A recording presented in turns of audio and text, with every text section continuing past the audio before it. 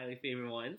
It's been a while. I know I haven't been posting on this channel as much, but I am going to be posting on here more frequently soon. So this is just the start to that.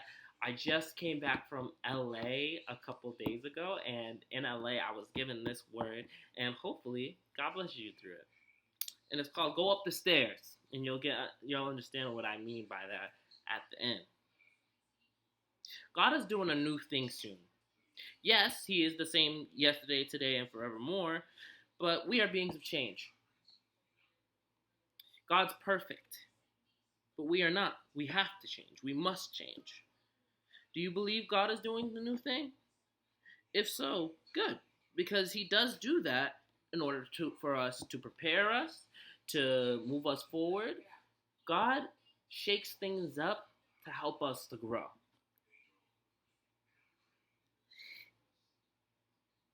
Now the question, now the question, now going forward, now that we have established that He is going to do a new thing,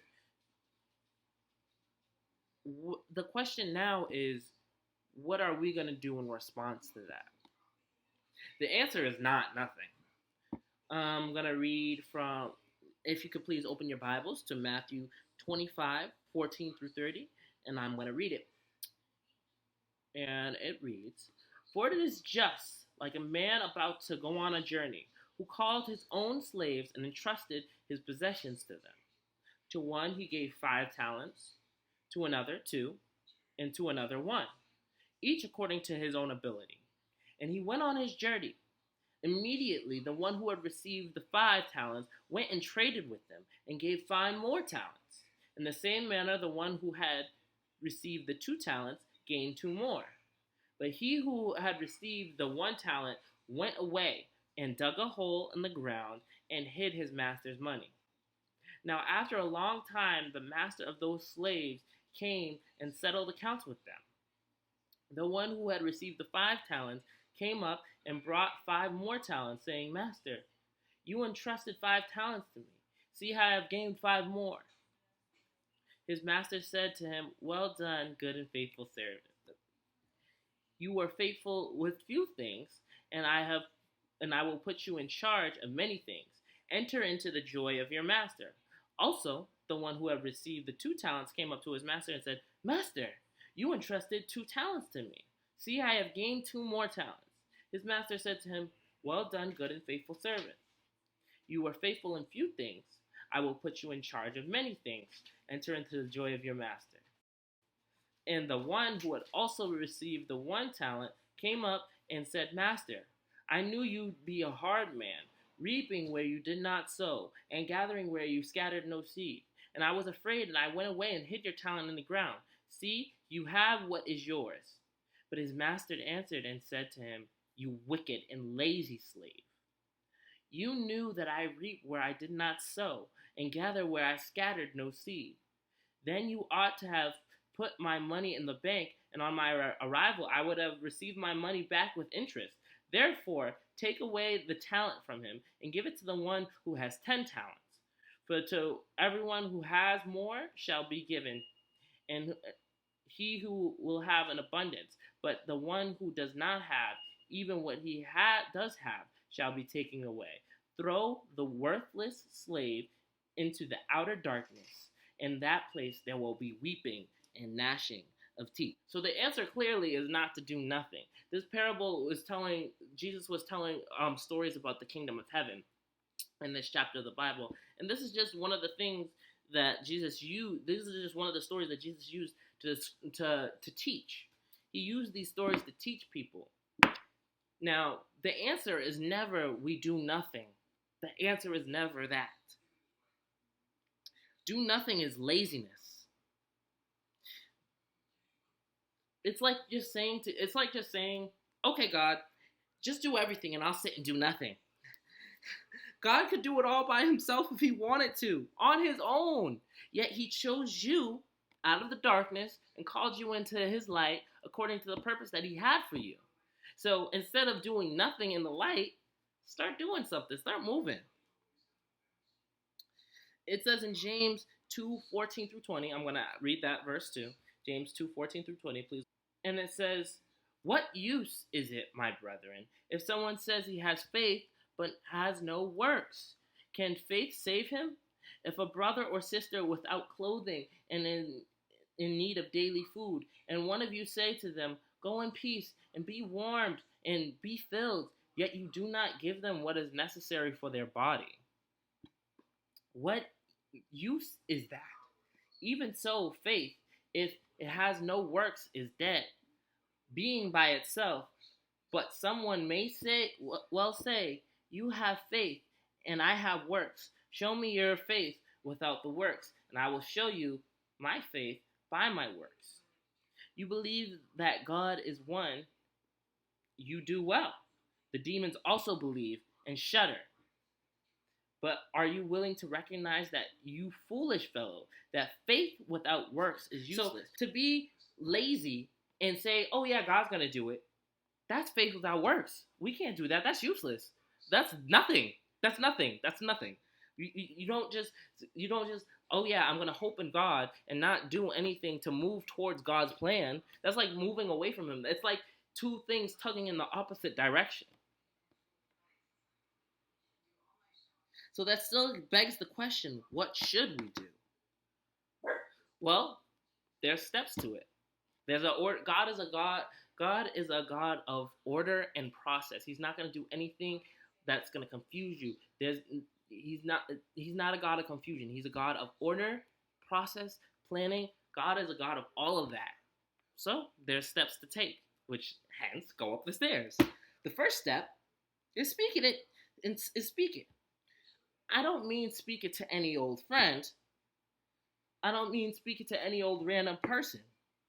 Because there are wolves in sheep's clothing among us. There are demons that use your brothers and sisters as if, and if they heard God's plan for you, they would do anything in their power to stop God's vision for you. And yes, they know God's got something for you, but this is war. Who gives the enemy exact plans on how they're going to attack? Don't make it more difficult for yourself than you have to. Don't underestimate your opponent. God gives us a perfect example of why we shouldn't be telling everyone God's vision and plan for us and purpose. He gives that vision and in the story of Samson. Delilah kept coming after him and asking him, "Where is all your power coming from? Where is all your power coming from?" God warned him not to tell anybody. He told him, "Don't tell anybody." And there he goes, telling Delilah. There he goes. So the first step that we should do is speak it, but not to any random person. It says in Proverbs 18:21, "Death and life are in the power of the tongue, and those who love it will eat of its fruits." We have the power of life and death in our tongue, so when we speak stuff, there's power in that. Be aware of the power that God has given you. A tongue is, in this verse, is one of the key things that stands out to me personally is there's power of life and death in our tongue. So what is a tongue? A tongue, from Google, is a person's style or manner of speaking. So that includes your social media. That includes whenever you write. That includes whenever you speak. That includes everything that you put out into the world. There's power in that. We have the power of life and death in that. And remember, those who eat of its fruits those who love it will eat of its fruits. Meaning you're going to eat of its fruits because you love to hear yourself speak. If you're going to continue to communicate in all these different ways, you love it. You're going to eat of its fruits. But some of these fruits that you might be planting, those seeds, aren't necessarily good seeds that you should be planting. Just be aware. Speak it, but be aware of what you're speaking. The next step I have for you guys is write it down. Write it down. We are creatures that forget. Write it down. And that scriptural evidence comes from Habakkuk 2, 1 through 3.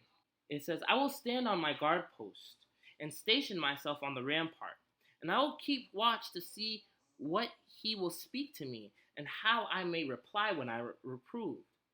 Then the Lord answered me and said, record the vision and inscribe it on tablets, that the one who reads it may run. For the vision is yet for the appointed time. It hastens towards the goal, and it will not fail. Though it tarries, wait for it will certainly come, and it will not delay. So continue to, first you speak it, the next step is you write it. When you write something down, there's power in that. Remember, there's power in your tongue. And when you write, you're conveying something. Or when you write, that's your way of speaking. That's your personal style. Write it down. It helps you to have a vision in mind. Keep your eyes set on that vision that God has for you. Write it down so you can keep your mind set on what you're going to do. Third step we have to go up is prepare. Start preparing for that vision that God has given you. It's in the air, and we do have power, but you need to be ready for it. You need to be ready to keep it. You need to be ready to keep it. What fighter knows they're going into a fight and doesn't prepare for it? This is war, people. We're in spiritual war. We're in a spiritual war, and if you know that you're in a spiritual war, why are you sitting and doing nothing to prepare for the vision that God has for your life? Jeremiah 29:11 says, for I know the plans that I have for you. Step 4 is go. God's given you everything you need, yet you're waiting. You're waiting. You're saying, God, if you're saying, God, when? You're saying things like, God, when? If you're ready for that journey that God has for you, go. Stop waiting. God already gave you the permission. He already commissioned you. He gave you that vision. He knows what he has for you already. Why are you waiting for him again to say go again? Because he already told you to go. He already told you that was your plan. He already told you that was your vision. Go for it. And don't let fear rule over you if you're sitting there and you're afraid to go for it. 2 Timothy 1:7. It's one I like to rely on. I'm going to read it for you because I want you guys to have this in your heart. It says, for God has not given us the spirit of timidity, but of power, love, and discipline. Meaning God does not give us the spirit of fear. Fear does not come from the Lord. He gives us a spirit of power, of love, and of self-discipline. You see, all of us ask God, Lord, why haven't you given me what you promised me yet? Well, take the sermon as your answer. You're stuck at one of these steps. Or you're just missing the foundation of the whole thing, which is your faith. You're either missing your foundation, or you're stuck at one of these steps right now, and you're not understanding why you can't get past this step. It's because you're not listening. It's because you're not doing one of these things. You're not going up these stairs. Hebrews 11:1 through 6 says, now faith is the assurance of things hoped for, the conviction of things not seen. For by it the men of old gain approval. By faith we understand that the worlds were prepared again is one of those words, prepared by God, the word of God, so that what is seen was not made out of the things which are visible. By faith Abel offered to God a better sacrifice than Cain, through which he obtained the testimony that he was righteous, God testifying about his gifts, and through faith, though he is dead, he still speaks. By faith, Enoch was taken up, so he would not see death, and he was not found because God took him up. For he obtained the witness that was before his being taken up, and he was pleasing to God. And without faith, it is impossible to please him. For he who comes to God must believe that he is that, and that he is a rewarder of those who seek him. So remember to have your foundation, which is your faith. Continue to seek him. Continue to hope for what he has promised for you. Don't give up. If you have a losing attitude before you even get started, you're already going to lose. But God gives us victory in him. He gives us a spirit of power, love, and self-discipline, and he gives us victory. Don't think that you're going to lose. Start to plan and go up those stairs. Go up them stairs. Correct your heart. So I say to you, thus saith the Lord, get ready. I'm coming soon. I hope that word blessed you. Remember, go up them stairs. May God bless you guys.